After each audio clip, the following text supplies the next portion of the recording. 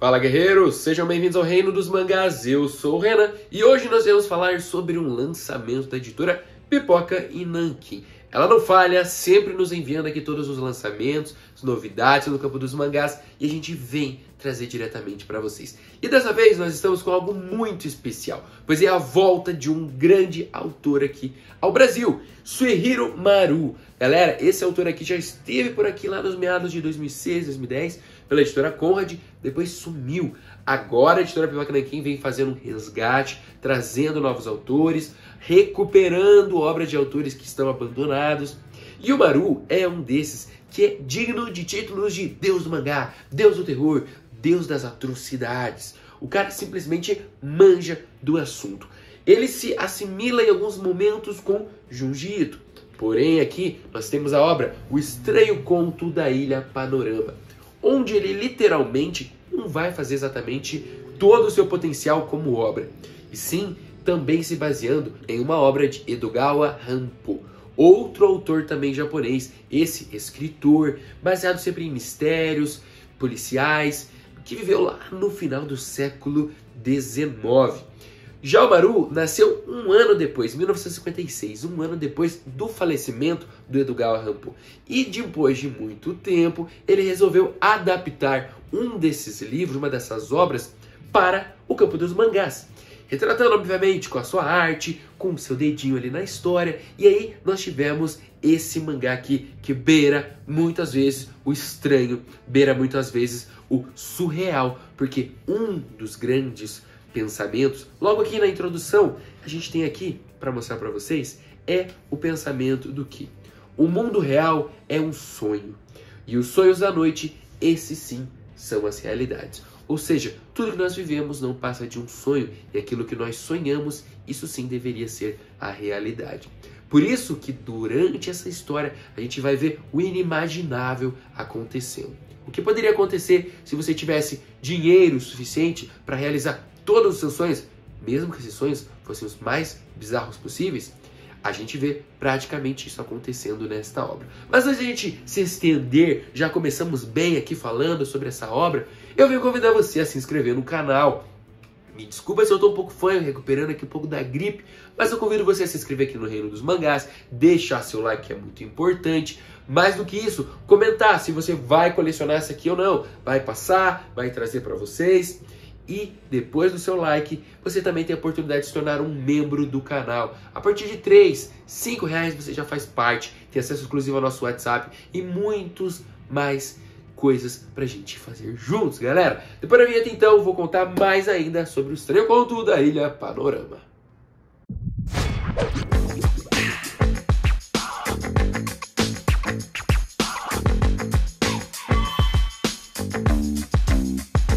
Bom, pessoal, a história começa quando a gente é apresentado ao escritor Hitomi. O Hitomi, ele simplesmente tem aí uma grande visão, uma grande história, onde ele é esse escritor, procurando uma oportunidade para colocar o seu trabalho para jogo, achar uma editora, um editor que banque o seu trabalho, só que infelizmente ele não consegue. E mesmo assim, parte da sua história é baseada num carinha bem conhecido, Edgar Allan Poe, ou Edogawa Rampo, como é uma homenagem ao original. O que a gente percebe é que a sua história, ela passa do limite do que seria o normal, já que envolve muita coisa surreal mesmo, que talvez não adapte para tantas pessoas. Então a sua história, que é chamada aqui como a história R.A., que seria a história Ra, talvez, ela não ganha grandes tamanhos, ninguém dá uma oportunidade, e ele segue sendo um escritor fracassado. Só que o Hitomi, ele tinha um amigo de infância, que era extremamente parecido com ele. Era conhecido quando eles eram jovens como irmãos gêmeos mesmo, por serem praticamente idênticos. O problema é que passou a vida, cada um seguiu seu rumo. O Hitomi tentou se tornar um escritor, era um escritor fracassado, não conseguiu emplacar, mas o seu amigo, que era chamado de Genzaburo Komoda, esse se deu bem na vida, já vinha de berço e continuou ampliando o tesouro da sua família, se tornou cada vez mais rico. Só que, em determinado momento, ele faleceu. Enquanto ele está mostrando seu livro para um dos editores, que fala com ele sobre a vida, conta sobre esse ato que aconteceu. Esse amigo de infância que havia morrido. Primeiro comparando que os dois eram idênticos. Ele primeiro não gosta. Ele até vê uma foto, percebe que eles são bem parecidos, mas ele tenta negar de qualquer jeito. A conversa se desenrola. Os dois acabam se despedindo. E o Hitomi começa a pensar cada vez mais nisso. Esse seu amigo, que ele já não tinha contato há mais de 20, 30 anos, morreu. O que poderia acontecer se ele roubasse a sua identidade? Sim, o Hitomi começa a bolar um plano maléfico, daqueles meio de filme mesmo. O que poderia fazer? Como ele poderia tomar o lugar? Quais as ações ele poderia encontrar? Ele poderia ser descoberto de alguma forma? Ele começa a colocar o plano em dia. Mas para que isso aconteça, ele precisa dar fim também à sua vida. Então ele começa uma jornada onde ele busca informações sobre o Komoda, ao mesmo tempo que ele busca informações de como se livrar da sua própria vida, para que assim ele assumisse uma nova vida completamente diferente. E ele começa a colocar isso em ação.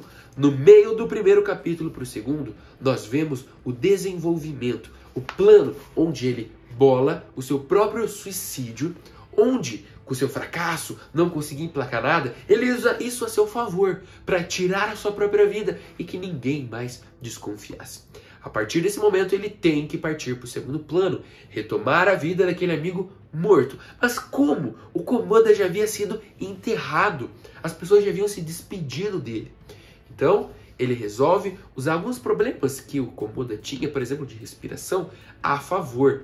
E ele começa a bolar um novo plano. Um plano onde ele vai renascer das tumbas, sair de dentro do campo morto e voltar à vida. Com problema de saúde, de amnésia, algumas coisas para valorizar o máximo, para as pessoas ficarem em dúvida, mas não tirarem o crédito que ele realmente voltou à vida. E assim, ele vai dar prosseguimento a esse plano. Agora eu peço para vocês pensarem. Será que isso daria certo hoje em dia? Talvez não. Mas nós estamos falando de uma obra que se passa em meados de 1920. 1926, se eu não me engano, para ser mais exato. Então as coisas eram bem diferentes. Para você tirar a prova limpo, seria muito mais difícil. Você não tem um exame de DNA rolando por aqui. Então tudo o que acontece se baseia principalmente em opinião. Opinião médica, muitas das vezes, né? O médico é obrigado a colocar ali uma situação onde ele precisa autorizar que isso realmente é verdade, não é? E aí começa uma recuperação. Agora, com uma nova identidade, Komoda, ele precisa voltar à sua vida, controlar a sua rotina, seus tesouros, suas fábricas, empresas. Só que o Komoda, o velho Hitomi, começa a colocar em prática um dos seus planos que leva o nome ao mangá, A Estranha Ilha Panorama. Aqui nós temos o seu grande desejo, que lá na sua obra, como Hitomi ainda, ele tinha de construir o paraíso na Terra. Ele fica sabendo de uma ilha muito próxima. Essa ilha poderia abarcar todos os seus sonhos. Ele poderia realizar tudo aquilo que ele sempre desejou. E ali ele começa a colocar todo o seu investimento, construindo uma ilha surreal. Ele contrata muitas pessoas para trabalharem nela e posteriormente, quando ela vai sendo finalizada, ele contrata vários artistas de circo que até se surpreendem em uma das falas, onde eles falam que eles precisavam apenas viver e recebiam salário. Essa ilha, conforme ela vai sendo construída, ela vai tomando ares surreais, onde a gente vê a mistura de animais, de pessoas, essa ilha com cachoeiras, com visitantes e tudo mais que você pode imaginar. Só que tinha ainda Shiyoko, a antiga esposa de Komoda, que poderia ser um entrave em toda essa história, já que ela sempre desconfiou de alguma forma dele.